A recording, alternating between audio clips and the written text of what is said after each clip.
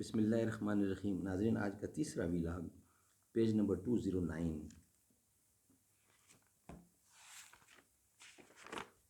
اردو زبان میں سرور عالم صلی اللہ علیہ وسلم کی سیرت پر جامع ترین کتاب سیرت النبی صلی اللہ علیہ وآلہ وسلم، رائٹر ہے علامہ شبلی نعمانی رحمۃ اللہ علیہ، علامہ سید سلیمان ندوی رحمۃ اللہ علیہ، جلد نمبر 2۔ بسم اللہ الرحمن الرحیم۔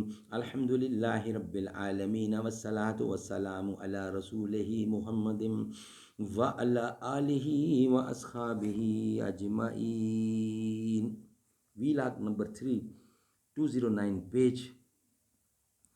یا صاحب الجمال و یا سید البشر، من وجہ کالمنیر لقد نور القمر، لا يمكن الثناء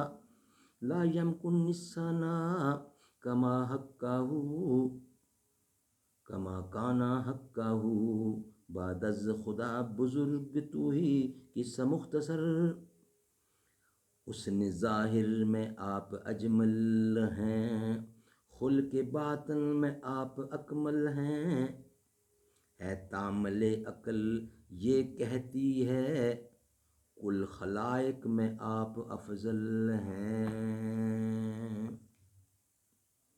ایک دفعہ حضرت عبداللہ بن عمر رضی اللہ گھر کی دیوار کی مرمت کر رہے تھے، اتفاقاً آپ کسی طرف سے آ گئے۔ پوچھا کیا شغل ہے؟ عبداللہ بن عمر نے عرض کیا دیوار کی مرمت کر رہا ہوں۔ ارشاد ہوا کہ اتنی مہلت کہاں؟ گھر میں اکثر فاقہ رہتا تھا اور رات کو تو اکثر آپ اور سارا گھر بھوکا سو رہتا تھا۔ آپ اور آپ کے اہل و عیال متصل کئی رات بھوکے رہ جاتے تھے، کیونکہ رات کا کھانا میسر نہیں ہوتا تھا۔ پہم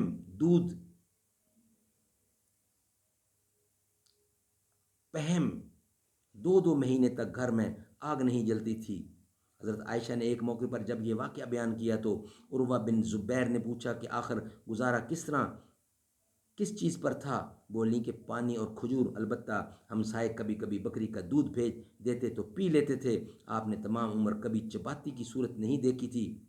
میدہ جس کو عرب میں جواری اور نقی کہتے ہیں، کبھی نظر سے نہیں گزرا۔ سہل بن سعد جو اس واقعہ کے راوی ہیں، ان سے لوگوں نے پوچھا کہ کیا حضور اکرم کے زمانے میں چھلنیاں نہ تھیں؟ بولے نہیں۔ لوگوں نے پھر پوچھا کہ آخر کس چیز سے آٹا چھانتے تھے؟ بولے منہ سے پھونک کر بھوسی اڑا دیتے تھے، اور جو رہ جاتا تھا اسی کو گوندھ کر پکا لیتے تھے۔ حضرت عائشہ فرماتی ہیں کہ تمام عمر یعنی مدینہ کے قیام سے وفات تک آپ نے کبھی 2 وقت سیر ہو کر روٹی نہیں کھائی۔ سبحان اللہ، کیا شان محمد مصطفیٰ ہے۔ ایک ہم ہیں، اللہ تعالیٰ ہمیں محمد مصطفیٰ کی سنت پر عمل کرنے کی توفیق عطا فرمائے۔ حضور کی ایک چیز آپ کے سامنے پیش کر رہے ہیں۔ میں لب کشا نہیں ہوں اور محو التجا ہوں،